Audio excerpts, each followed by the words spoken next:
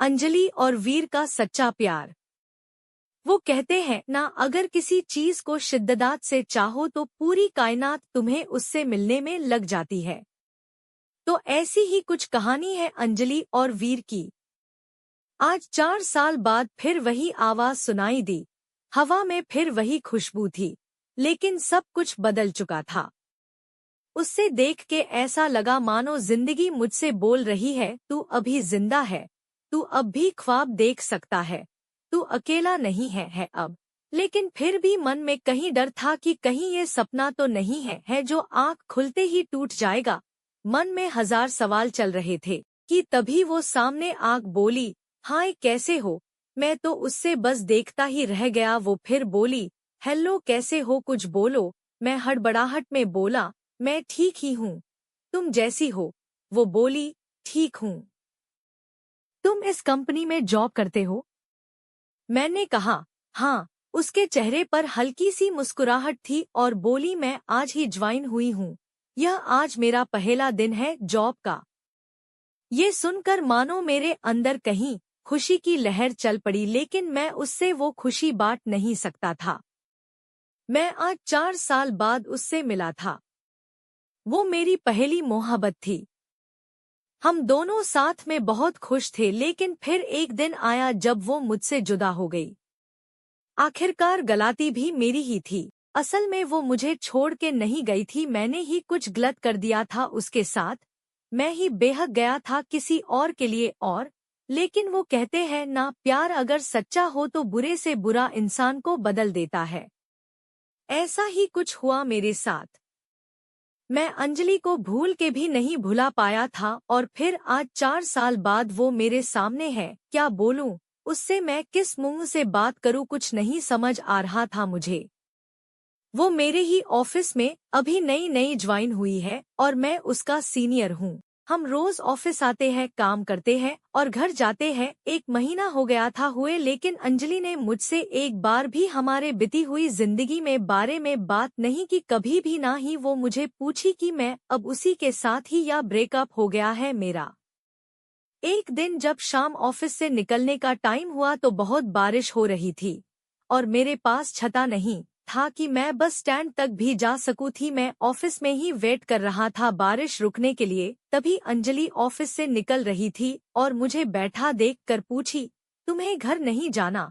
तो मैंने कहा, घर तो जाना है, लेकिन मैं आज छता नहीं लाया और बाहर बहुत बारिश हो रही है, इसलिए वेट कर रहा हूँ रुकने के लिए। वो बोली, ठीक है। फिर थोड़ा रुक के बोली, मेरे पास छाता है, चाहो तो मैं तुम्हें बस स्टैंड तक छोड़ सकती हूँ। मैंने बिना कोई सोच विचार किए जा कह दिया और जल्दी से सब सामान रख के उसके साथ ऑफिस से निकला। बारिश इतनी तेज थी कि हम दोनों भीग गए थे बस स्टैंड आते आते, और बारिश के वजह से बस भी काफी लेट थी। हम दोनों के बीच शांति थी, ना मैं कुछ बात कर पा रहा था ना वो कुछ बोल रही थी। फिर मैंने ही हिम्मत जुटा के पूछा कि क्या तुम्हारे शादी हो गई? वो हंस पड़ी और बोली, नहीं। ये सुनकर मेरे दिल को जो खुशी हुई मैं उससे बता भी नहीं सकता था। फिर कुछ देर बाद वो मुझसे पूछी, तुम्हारी हो गई? मैंने कहा, नहीं। फिर थोड़ा रुककर मुस्कुराते हुए पूछी, प्रीति का क्या हुआ? मैं थोड़ा शांत हो गया और बोला, हम साथ नहीं हैं। वो कुछ नहीं बोली, बस चुपचाप खड़ी थी। फिर मैंने बहुत हिम्मत जुटा के कहा कि अंजलि मुझे माफ कर देना, मैंने तुम्हारे साथ बहुत गलत किया था। वो चुप ही थी, कुछ नहीं बोली। मैं भी चुप खड़ा था। फिर थोड़ी ही देर में बस आ गई और हम दोनों बस में गए। अगले दिन जब मैंने ऑफिस में अंजलि को देखा तो मुझे उससे पूछना था, क्या सोचा उसने, मुझे माफ किया कि नहीं, कैसे बात करूं उससे, यही सब सोच रहा था कि वो मेरे केबिन में मुझे एक फाइल देने आई। मैंने बिना कुछ सोचे उसे बोल दिया कि ऑफिस के बाद साथ में चलना, मुझे कुछ बात करनी है। वो बोली, क्या? हम अभी भी इधर बात कर सकते हैं। मैंने कहा, नहीं, ऑफिस के बाद मिलना। वो बोली, ठीक है, और चली गई। मैं बस इंतजार कर रहा था कि कब 6 बजेंगे कि मैं उससे बात कर पाऊंगा। टाइम जैसे थाम ही गया था। 6 बज गया, सब एक एक करके निकाल रहे थे ऑफिस से। फिर आखिर में मैं निकला और साथ में अंजलि भी थी, वो रुकी थी मेरे लिए।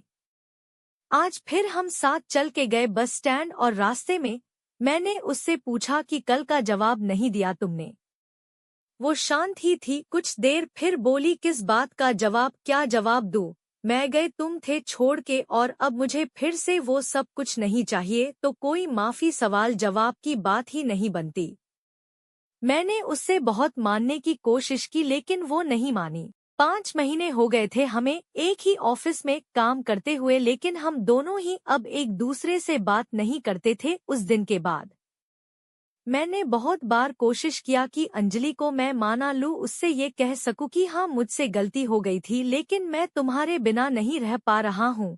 तुम इस ऑफिस में ज्वाइन हुई उससे पहले से मैंने तुम्हें कांटेक्ट करने की कोशिश किया था लेकिन नहीं हुआ, और जब तुम इस ऑफिस में आई तो मेरी खुशी का कोई ठिकाना ही नहीं रहा, लेकिन मुझे में तुमसे बात करने की हिम्मत नहीं होती थी। मुझे पता था कि तुम अब भी मुझे प्यार करती हूँ लेकिन कहती नहीं हो। एक दिन मैंने ही कुछ सोचा और ऑफिस में आग सबको अपनी शादी की खबरें दे दी कि अगले महीने मेरी शादी होने वाली है। ये सुनकर ऑफिस में सब मुझे बधाई देने के लिए आए लेकिन अंजलि नहीं आई। शाम को मैं खुद उसके पास गया और पूछा कि क्या तुम्हें खुशी नहीं हो रही कि मेरी शादी होने वाली है? वो बोली क्यों नहीं, मैं बहुत खुश हूँ कि तुम शादी करने जा रहे हो, एक नई जिंदगी की शुरुआत लेने जा रहे हो। फिर मैंने पूछा कि तुम मुझे बधाई देने की नहीं आई? जब सब लोग आए थे ऑफिस के तो बोली मुझे बहुत काम था, मैं बस्सी थी। मैंने कहा ठीक है और मैं वहां से चला गया। 2 दिन बाद रात को अंजलि का मैसेज आया कि क्या तुम सच में शादी कर रहे हो अगले महीने? मैंने कहा हाँ। अगले दिन अंजलि ऑफिस ही नहीं आई थी। मैं सोच में सब गया कि क्या हो गया, वो आई क्यों नहीं। फिर मैंने अपने कलीग को कहा कि अंजलि को फोन करके पूछे कि वो ऑफिस क्यों नहीं आई। उसने फोन किया तो पता चला कि उससे बहुत तेज बुखार है और वो घर पर अकेला है। मैं तभी ऑफिस से निकाल गया उसके घर जाने के लिए। रास्ते में मैंने फोन करके उसके घर का पता पूछा और जितनी जल्दी हो सके वह पहुंचा। वहां जाग देखा तो वो अकेले थी और उससे बहुत ठंडी लग रही थी, कंबल में सोई थी। मैं जल्दी से उस उठा के अस्पताल ले गया। शाम तक उसका बुखार ठीक हुआ तो डॉक्टर ने उससे मिलने की इजाजत दी। मैं उसके पास बैठा था, वो सो रही थी। मैंने उसका हाथ अपने हाथ में लिया, फिर धीरे से उसकी आंख खुली, वो मुझे ही बस देखे जा रही थी। मैंने धीरे से बोला कि नहीं है मेरी शादी अगले महीने, मैं शादी नहीं कर रहा हूँ। ये सुनते ही वो रोने लगी। मेरे भी आंख में आंसू आ गए। मैंने उससे गले लगा लिया और हम दोनों एक दूसरे को पकड़ के बहुत रोए। फिर हम वहां से घर गए और हमेशा एक दूसरे के साथ रहने का प्रॉमिस किया।